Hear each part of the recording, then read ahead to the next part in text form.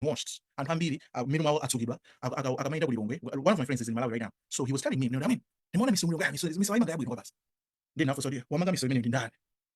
That is the problem that's been brainwashed. These are the projects. I mean, previous regime in European fund and drama size even the bomb idea surprise Chilungamo cha Chigangao. She's big after September 2025. Let's go. Yeah, hadikali kosirigawo. Nachizwikire awandi a Washington Mwenye amene abwera ndi mfundo zina amene abwera ndi kung'alula wina paja tinanena kale kuti kung'alula kwa anthu asukulu kumasiyana ndi kung'alula kwa anthu ena koma uli ndi uno mkulu amene ndi wang'alula Miseu ija kutitu anyway timvere tamvaso zambiri wabasi fuka information imene yakayipanga flow tikakhaulisi lubwera pano that doesn't mean that the information is not flowing. Information keeps flowing and anthu amatipanga feed. So let's do that. Tiiranizane tione kuti tichita bwanji. Zilo nanena kuti tipezeretu lawyer because zinthu zamba kululika pang'ono. There is no secret under the sun. Nthawi zina zake ndikuwuzeni nkhani ogulupa opuma zikomwambiri. Let me tell you this. Nkhani yakuthambani ndani ankadziwa kunena kuti anthu azadziwa chilichonse chomwe chinachitika. Only God knows. Only God knows. And ankadziwa ndani kuti everything will come poyera basalize nkumadziwa nkumakamba lero nkumatha umayikamba nkhani yakuthambani opanda mantha ndikumanira chilichonse chomwe chinachitika. Perfect. Thank you so much for joining. So zinthu zamba kululika anthu akubwera ndithu pang'ono moopa mwamantha nkumamba kumaulula zimene akudziwa ali ineyo ichichi chisanditsati. So another thing that I want to tell you is this. Pamene papita mwazi wa munthu mwazi tu usufa. I'm telling you uma koma mwazi pamene papita mwazi chema kwemba une. Thank you so much for joining regardless of whatever. Komaso nthawi zina zake pamangokhala angelo ena ake kambame kaja kama khalapo pena pake. So today I have so many things that I want to share with you. Tagodolena janza. Ajamtega. Magmina. Thanks. Tade ntipange share live it apangile so share ntwena. Kuti tikumani nawo pamene. Tuone hapa. Yeah.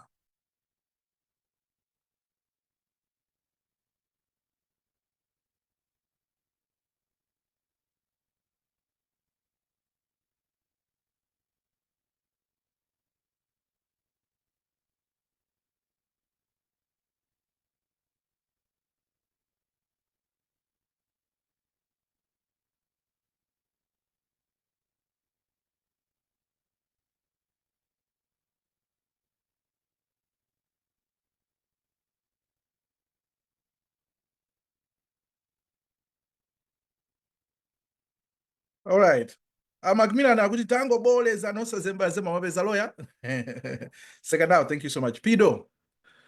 Kali kosirikaone. Maiko Pili, Seganao, Jema Gwemba, or Aron Tomuna, Ogona Gukoma, we got what's our. So, ladies and gentlemen, the time that we have been waiting for is here.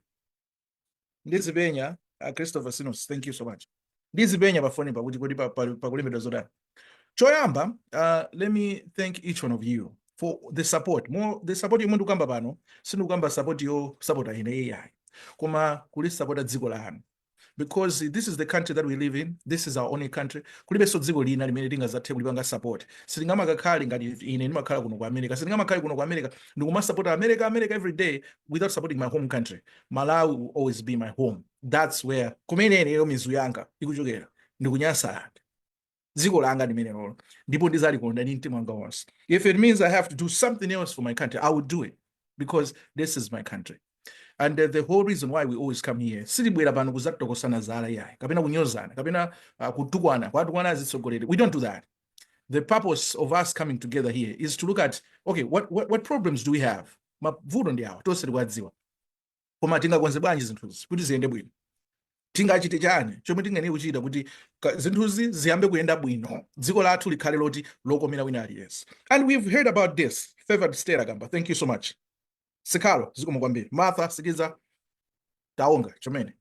So, tikamabwera pano nonse mukamabwera pano chonchi muzidziwa kuti zimene tikufuna kukambirana ndi solutions. We are not here to attack, koma we are here to identify the problems. We are going to identify them, and if we identify, wina akamva ngati kuti tachita kuti mati kung'alula limene ndi vuto lake. Ife sitili kung'alula, we are just going straight ngati madzi akuyenda mu mtsinje.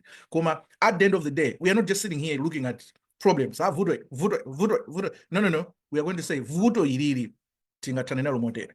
And there are times we don't even have to wait for someone to do it for us. It's us. I know akefe. Nkona kuti akulu tatiyeni tikonze vuto iyi. Tilikonze motere. Maona? And one of the things that we are going to talk about today is kodi tingakonze vuto lina lake tilikonza motani. So let's get started. Maki kumenda akuti bando ya vuto dala pepani magetsa azima anzanga aku Zambia achoka kuna apita ku Zambia ali kulusaka manduza kuti magesi kulibe ndi bwanji ora zesco inakhala chonchi dali yayi musadandaule if nunda neighbor ifeso pakati pompa nthawi zina zikumachitika zinthu zofanana. Maona? So to begin with, sabata imene mwachitika nkhani zambiri. I want you to understand kuti 2028 pompano tikupita 29 masiku tikusendera kuchitseko kena kutifikanso 2025. And 2025 ndi chaka chimene kukuchitika zambiri kwa basi. And chachikulu chimene chikuchitika nchonena kuti ndi chaka cha zisankho. Chaka cha zisankho zathu ndithu ndi 2025. Someone was trying to call me. Chondi mundipatse kampata pang'ono. Aloshka zikomo kwambiri. Ndiyeno ngati sitidziwa chimene tikuchita padakali pano, ngati sititha kukambirana zimene zikuchitika padakali pano, olokuwuzana zimene zikuchitika padakali pano, okuwuzana chilungamo zimene zikuchitika, zimene zachitika, ndikumakhalabe kumanamizana, we are not doing right for our country. Because at the end of the day, what I want to tell you guys ndi kuti tikuyenera tiyime nji pa chilungamo. Tikayima nji pa chilungamo, we need to protect our country. Anthu ena amene akukonza maupandu ofuna kusokoneza zinthu, we need to stop them. We can't just look at them kumapanga zinthu zobalalika zosokonekera. So wiki imeneyi zinthu sizituti zayenda bwinobwino ya chinthu choyambirira olemekezeka ndi apatsa ulemu wawo ansusa anayankhula archbishop zakumtima kwawo zimene anaganiza iwowo zimene we are not even obligated, we are not, that's his opinion, zimene ananena maganizo awo. Report yakuti inaenda ABCD ineyo imene ndikuzona zinthu sina kuti ndipo anayankhula maulemu. And I must respect him. I stand with him. I respect him. Kunena kuti we are living in a democratic world. This is a democratic village. This is a democratic country where people are free to express what they feel or how they see things. And the kuyankhula, it doesn't matter who you are. It sizugwiriza naso yani. Aliyense ngakhale khanda laling'ono likhoza kuyima pachulu nkunena kukulira kuti mayi ndufuna ndiyamwe ndini ninjala nkulira. You can't stop them. We can't stop people from giving out their opinions. We cannot. It doesn't matter if their opinions are not in line with ours. It is okay. It is okay to agree to disagree. We can agree to disagree. If your belief is this, that's your belief. Let's agree. And that should not separate us. That should not cause you haram. So that was the first thing that happened. And then I saw magosana akula I mean akuti anazicha akuti concerned akuti leaders of faith, religious leaders concerned just because this guy anayankhula maganizo ake and there's other concerned people amene anabwera usana ku crash zimene akuyankhula awawas awa akuyankhula mbali yawo sakukunena nini akungonena iwo kuti ineyo sindina khutitsidwe. What is wrong with that? Mufuna anene kuti akhutitsidwa because you want to push him to say that. So I said it. Agabambe anene naso. The same. You can't force people to accept the report. It doesn't matter who did it. But if we have so many questions that are unanswered, for example, in my case, nini mafuso ambiri mwina paka nakhaso popanda ripoti mafuso amene nine awo mafuso amene sana loyankhidwa koma ripoti lidabweranso kunaonjezeka mafuso ambiri. I have so many questions that even the report did not even answer. Now, to make things a little bit worse, I came here, I said, Adam yankula report, nani naso kudina kuti. Number one, report mukuwerenga mchingerezi. Who are you reading this report to? Tosa ridu mata jizungu, ife kuno kwa bene, kadeba kala, kuambira mama mpaka na usiku tungu yankula jizungu jokajoka. Koma, who are you reading this report to? Can you read this report muri werenge report yanui, muchichewa because amina mukwa werengera kwa mbili, ndi amalawe, amina kudanda ula nda amalawe. Not the international community. The international community is just monitoring. And if you want, then you can bring the English version. Tengani, muike, muchichewa, chomveka bwino, mukatenga report imene, abatse na Malawi. It should be accessible to Malawians. And when we say kuti accessible to Malawians, I mean like aliyense kwina kuli konse kumizi athe kudziwa kuti kodi akukamba chani mulipoti, kodi anthu akuti chani. Then later on, if you want to translate this mujibweresa mujizungu, bweretsani mujizungu, ena owerenga chizungu fetu werengaso. And we have noted some discrepancies. Zimene zinawerengedwa pa TV live ndiye mukatenga no report report ndi pali accessible ndiye mukatenge ndezo muzichita kawerengedwa kake tumapanga chonchi tukumatenga report ija kuyika apa ndiye tukumapita ku Zodiac kapena ku Times ndikupanga pull up video imene jai kuti akuti akuwerenga report ndiye tukumayika apa ndiye tukumamvera kumaona line by line. Check that out. This is how you're going to see we are in a mess. Zinthu sizili bwino yayi. You can't cover up zinthu zolakwika. Zinthu zolakwika ndi zolakwika. We should all come in terms ndikuvomereza kunena kuti zinthu apa sizinaende bwino. We can't cover up. And we can't stop people from talking. Why should we? What's the point? Cholinga jake ndija. You know, the more anthu amakhala pansi kumabisa zinthu.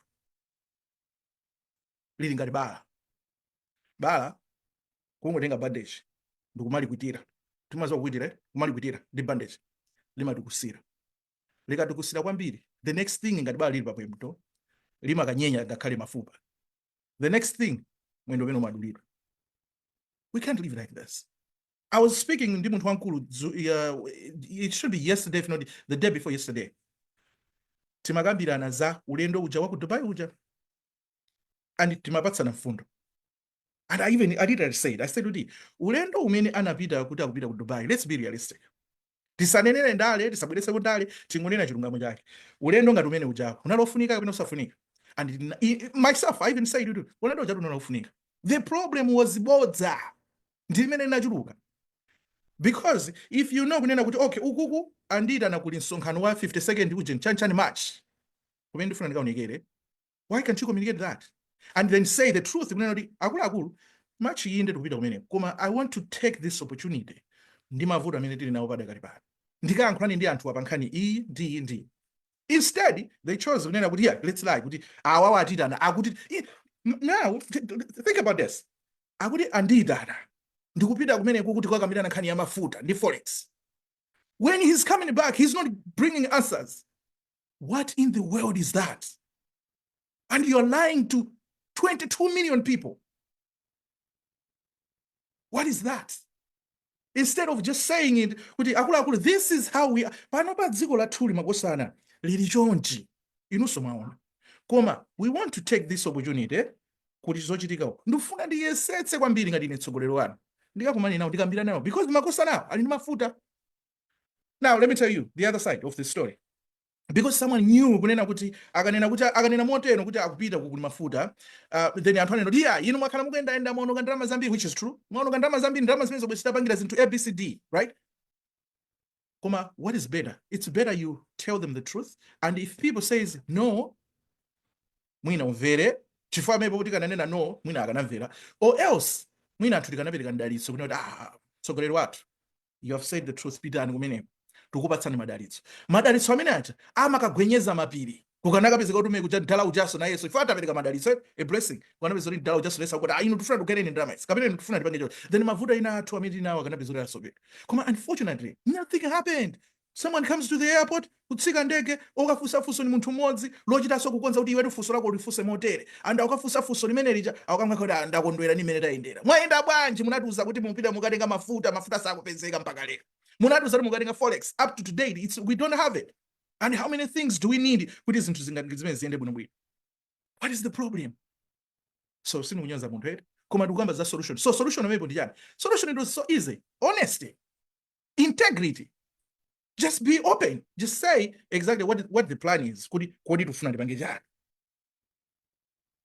Maona? So that's what it is.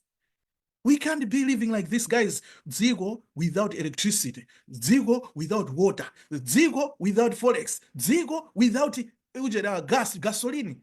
How do we think we are going to work as a country? Zitu ziyenda bwanji.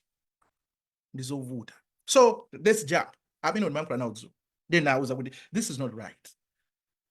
Pali nthawi zina, as a leader, you need to come down and say, anthu inu amene ndikutsogolerani.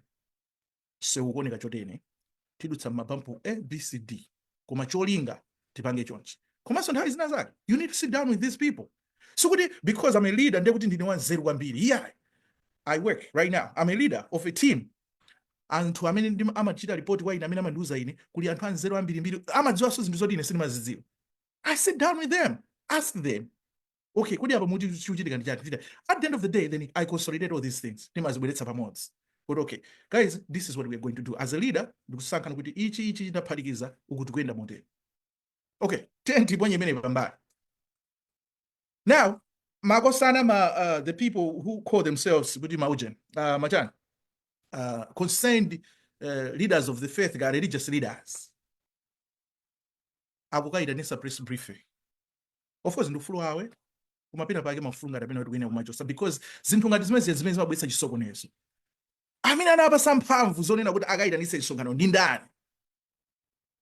Ndi ndani? Then akabwere ndikukamcrasha munthu pake. If first of all, funso loyambirira nalonena kuti mwayankhulisana nawo inuyo Archbishop Nsusa, mwayankhulisana nawo, mwauza kuti zimene mwayankhulira simunayankhule zinthu zabwino.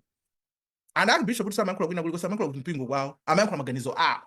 And let me tell you, not everybody in that mpingo anagwirizana nawo zimene anayankhula auja Archbishop. No, this was just opinionated. This was just what he was thinking. That's what he's thinking. It's him. Singamutsutse. Ineso, nena report just said, Ineos, I'm not accepting it. I'm not.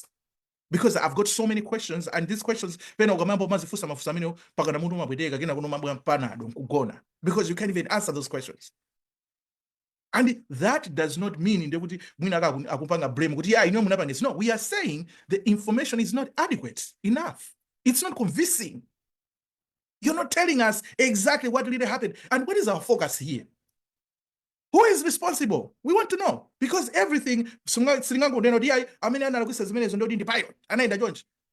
on, guys.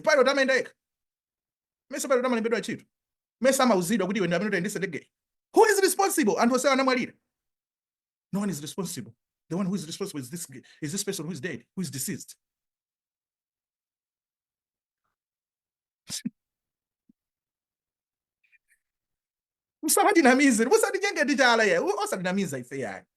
Is easy. Let me tell you this.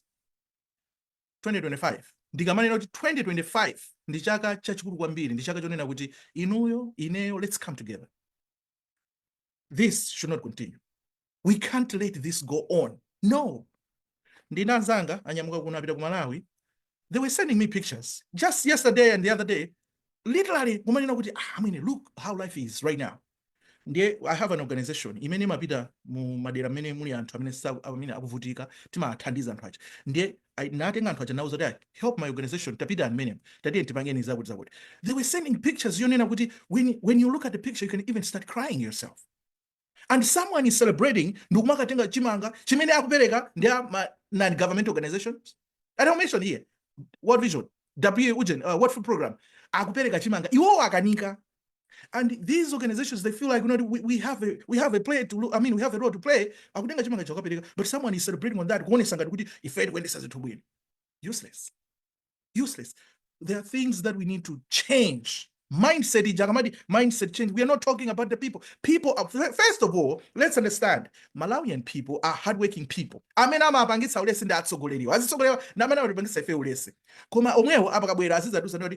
change. No. Mindset change. Then we are going to fix these problems.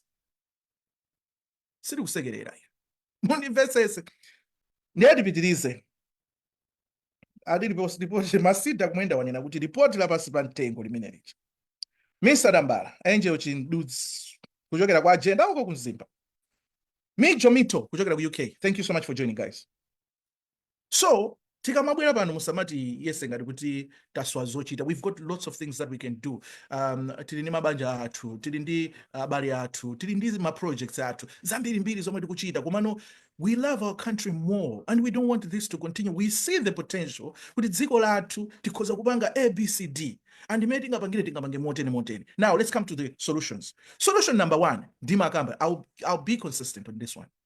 Dziko lathu lili pakati pa dziko. It's a landlocked country. Yes, we agree on that one. But that does not stop us from producing. That does not stop us from developing as a country.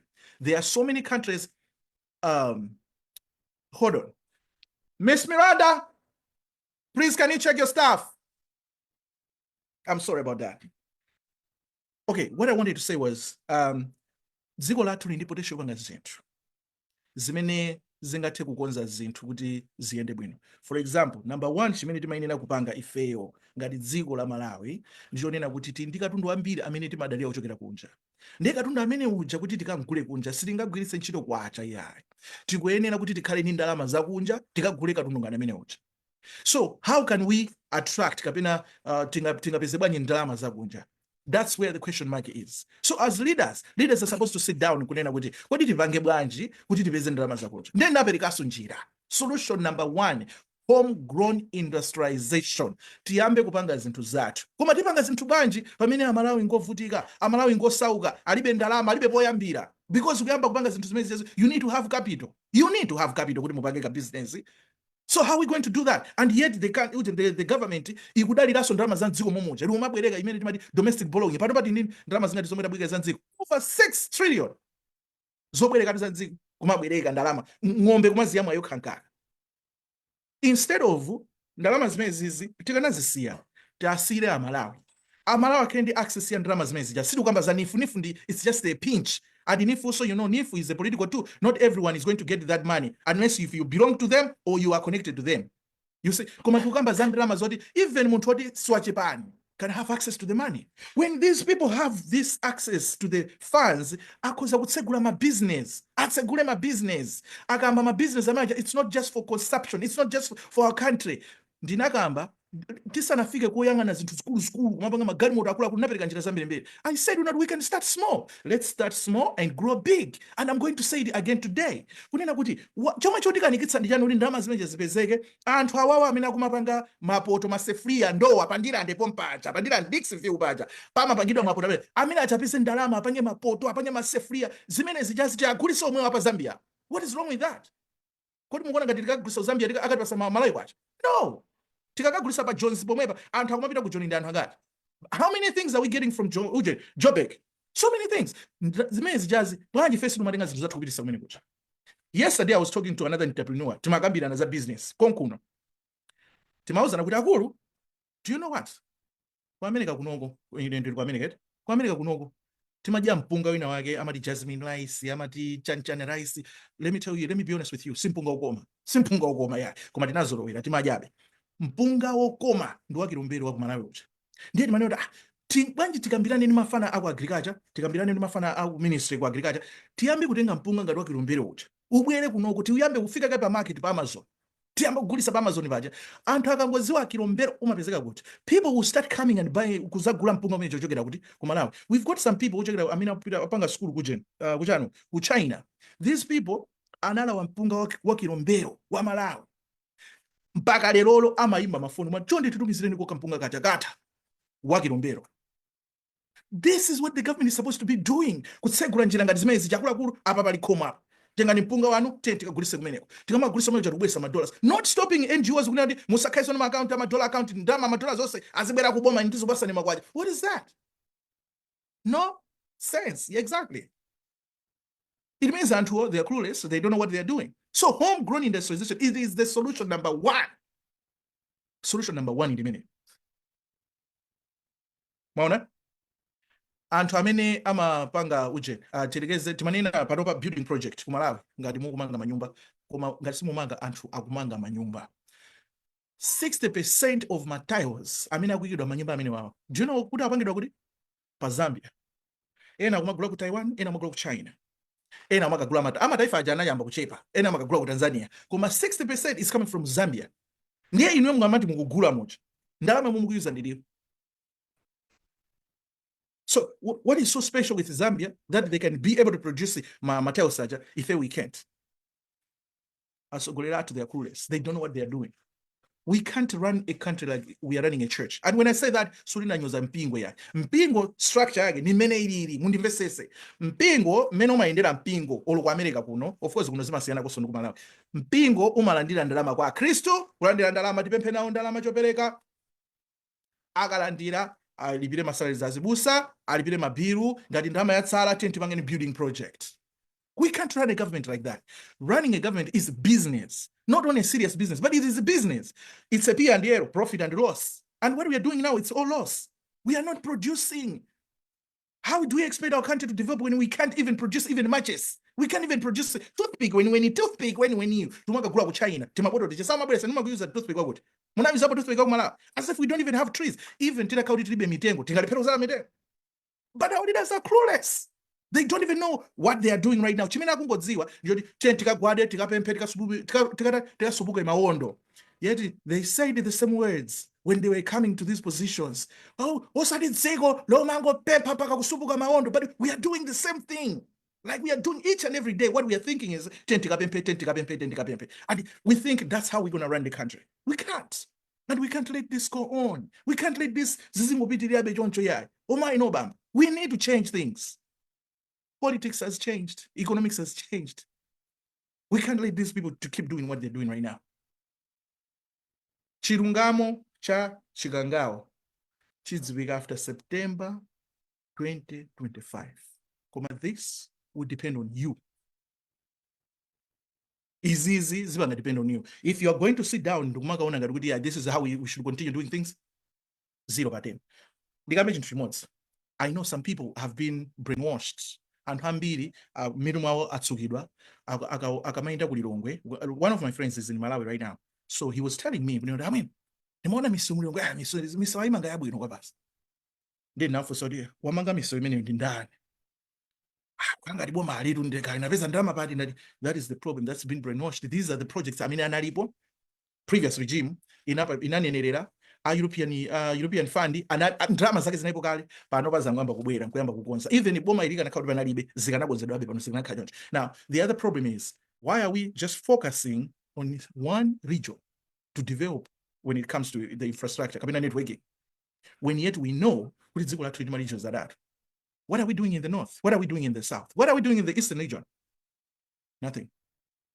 Ndinauza atsogoleri omwewa atu nauza kuti kani ya food security ndakamba nkhani yoyambirira ije ndikwamba nkhani ichwe kani ya food security kumalawi dziko la Malawi silikanakhala pa ndandanda wanthu mayiko ovutika mba nkhani ya njala. No, not at all. Tili ndi chinyanja chachikulu kuchokera kukalonga kuja kuchitipa ndi kuti umwe mpaka nokafika kumwera. In fact inapitirira nyanja ija ndi mtsinje wa Chilima mpaka na kusanje. Wow! When we talk about water, that's water right there. When we talk about malo olimidwa abwino tili nawo ambirimbiri. Ndinauza kuti, you know what we can do ku northern region kucha kuli anthu ochepa kuli landi yaikulu kwa basi. We can make northern region to be bread basket ya dziko la Malawi. Malo amene sagwisidwa ntchito aja tatiyeni moja titseguleko maulimi tiapange empower a Malawi akhale ndi ulimi mkulukulu umene kucha. Ku eastern region kucha kuli malo ambiri kwa basi onena kuti sagwisidwa ku ntchito. Even ku lower Shire kuli malo ambirimbiri umachitika mafloods ambirimbiri tikanatha kumadzala mpunga. Madzala mpunga kuti umere bwino umafunika madzi mafloods tikanatha kumadzala mpunga ambiri even kuje lower Shire kucha. Koma do you know what? It is because the politicians have politicized everything. They think if they are going to do that, kungonena kuti ya tenti pangene empower the northern region, ndekuti northern azosalemera. Ndekuti pamepo akula muna dziko northern azikuti atumbuka ndamene akula muna dziko. That's what they think. Akuyola chinthu chimodzi kuti who is that in Tumbuka you're talking about? He's a Malawian. Where is he from? He's from Malawi. And chakudya chimene chichachika mabwera ku central region chikamabwera ku southern region pali ma taxes ina loss. And that's the way we are going to distribute this development in our country. Tipezeka kuti madera onse akutukuka. Koma if we are going to Kongo kagamira Klingon central region in day imene you know day ikhali bwino ma office onse labweretsa ngodo. Still, why are you bringing all the offices ku Lilongwe? They never even had answer to that. Yeah, you defuna the centralized. Okay, if you want them to be centralized, leave the offices kumene anali ngati aku Blantyre aja asiye ada ku southern region. Asiye nomeko segulani sub office kabira segulani office ina as bango operate. That way you're going to help the country. You can't just bring all these things malamozi just because you come from there. Who does that?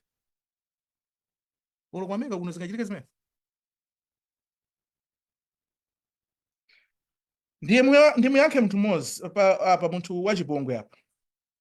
Benza ndidamba kuyankha ndine ndikakuyankha ineyo ndi anthu akuyankha koma akakutukwana ndi zako ineyo ifa anthu ngati ino akakutumani kumene koko ne mukamabwera apa nakupasani ka 2000 panopa kukufunsa kuti do you have even all 1000 undu zoti ulibe kukufusa kuti even makolo wako even achako kwa chapu yako alindita unduza kuti kulibe china chilichonse, but then you are coming here kumayankhula zinthu motumbwa osamabwera pano sinditukuanana pano yayi. So ukunena kuti kodi iwe wapangapo chani katundu katundu wakwanu kapena mwinaso ku Malawi kuno ati andi nyanjayo anayamba achijani akukanizapo ndi kuti usegule kalikonse abenza yolamu mwangonesa kuti mutu anu ngouma ngati machaka mwinaso njere zapiche sibola koma uma ngati machaka. What we are saying here, it is a solution. We need people like you. You should understand this. Some of these things ndizofunika boma litsegule njira ma policies athu koda kwenda bwanji. When you understand that, that's when you are going to stop kumalipati zinthu tosaziganizira ngati timeneti. Mwaona ndi anthu akakuti kuanana apa zana mwaziyamba da kandi wechigoba akutuma kumene koko atamupita pamene pa, because that's what these people do, right? Tikamankhula zinthu za nzeru tufuna iwowo abwere pano aonere izi amve akamva apite, they should implement this, because at the end of the day what we want is a dziko lathu labwino Malawi. Tikamati the warm heart of Africa, tizikadi the warm heart of Africa. Anthu asamachiti mpano kubanjira kusowa chakudya ndikumana mizira kunena kuti nyengo. Let me tell you this, ndali munda ukulu kwambiri sinikamba ma hectares angati koma nini munda ukulu kwambiri kunchinji kulibe madzi, nyanja iri kutali. Koma what I did was ndinanena kuti mvula imatha kuchitisa njomba nthawi zina zake, and we can't rely on mvula nthawi zonse kuti tithirire chimanga chathu. That's not what we are doing.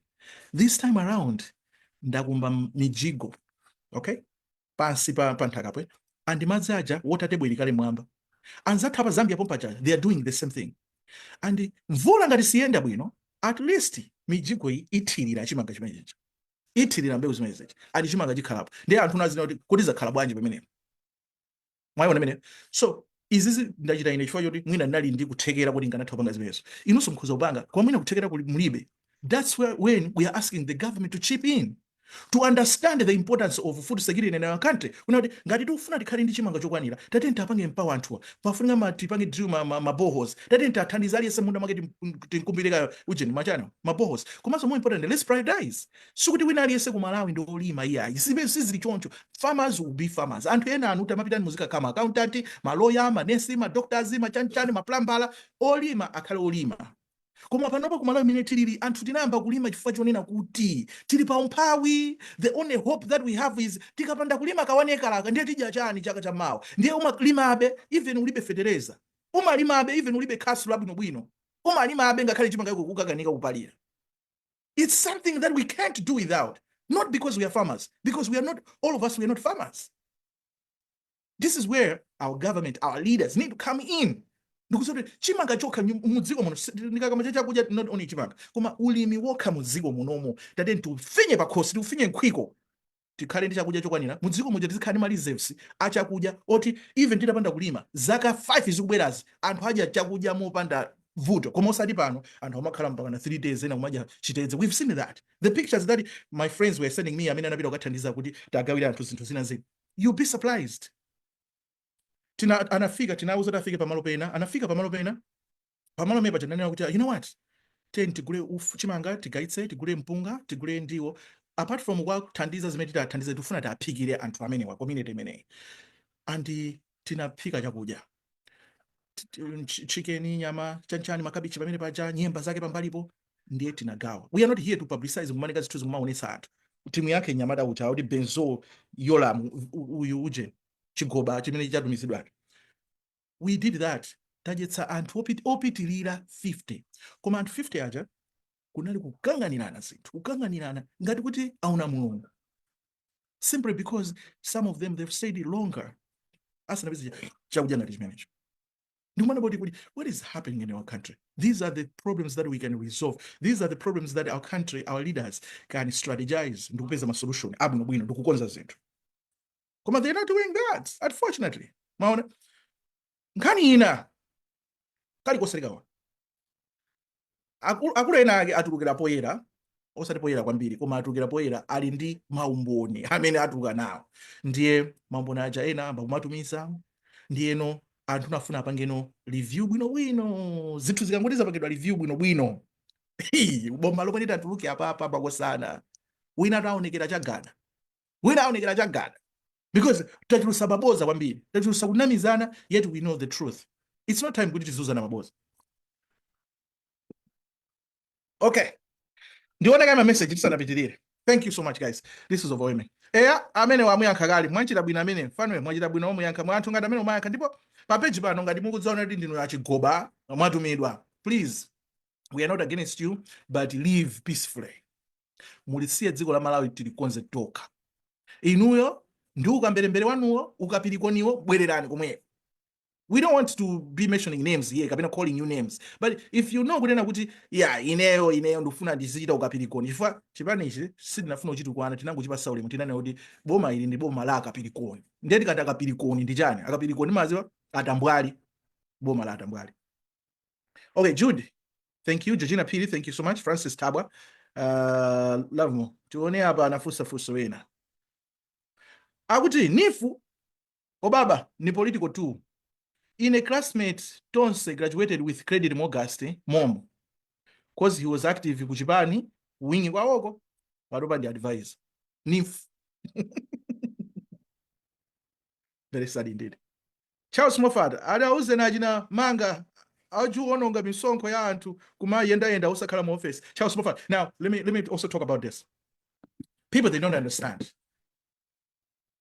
Tawi ina nakuzana kuti nayankhulana nawo makosana nawo nayankhulana ndi anthu ena akakula ndiye anthu amene nayankhulisana nawo nawuza unena kuti mwauza president ndiye azitsogolerwa asiye kuyenda ndi anandiyankha kuti inu mangoyankhula mungolubwalubwa anthu akuyenda mu dziko muno azikanika zona kuyenda mu dziko muno ndiye nawuza unena kuti anthu akuvutika mafuta avutika forex kuyenda kwawo ukanatha kukonza mavuto inawa ndana note akonza bwanyi munthu akuyenda mu dziko mwende nawuza kuti inu tamakhani ngati media anu njofewa osali yowuma ngati njereza pitches galimoto imene akugwisa ntchito munamanga galimoto kumala njakunja soteya ndiweya mukulipira ndama zopita kuti zopita kunja chida chicho semwe chiti ngaunongeke mu galimoto chikupita kuti mukagula kunja mafuta amene mukuyendera galimoto oti mukangopita mukangoti idafika pano amalawa anzanga kuti ndikupatseni moni ni madutsa delere mafuta amene aja simunganampatsa Malawi ina wake kuti apite ku business akachitika business pina pake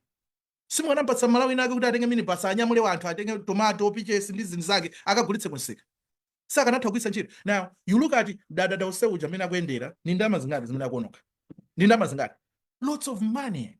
On top of that anthu amene mukaona mukane kuti timangodutsa timafuna kupatsa ni moni anthu amene mukukambaja ndi anthu onena kuti inuyo mwalandira ma allowance iwo aja mukapatsa moni sana kulandira ndithu allowance chifukwa kuti mukati ma allowance anga ndifuna topatsa ni moni ndimangodutsa pano ma allowance mbwerekete mbwe ndiye mukuyenda Monday mpaka Sunday ndi Sunday lomwe ndithu olo nthawi ya banja lanu mumalipeza sad, very sad.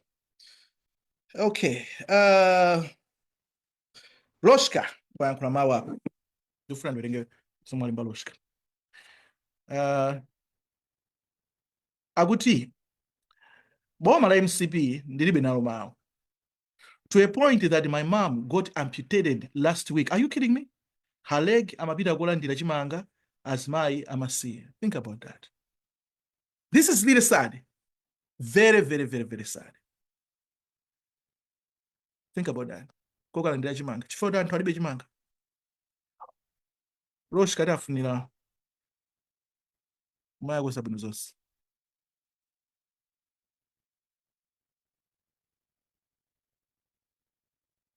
Sad.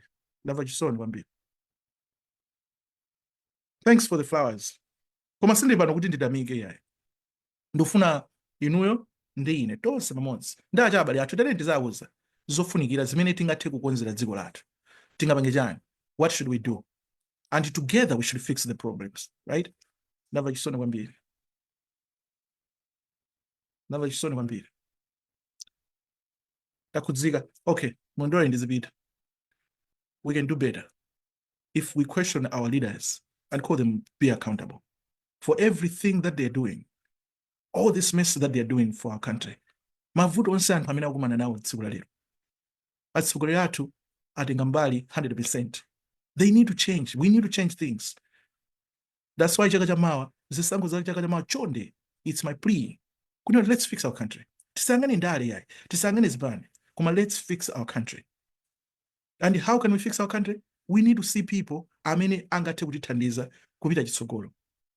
Tili kumbuyo kwambiri zinthu zofunikira zokhazi, at least the basic necessities of life, we need to have them.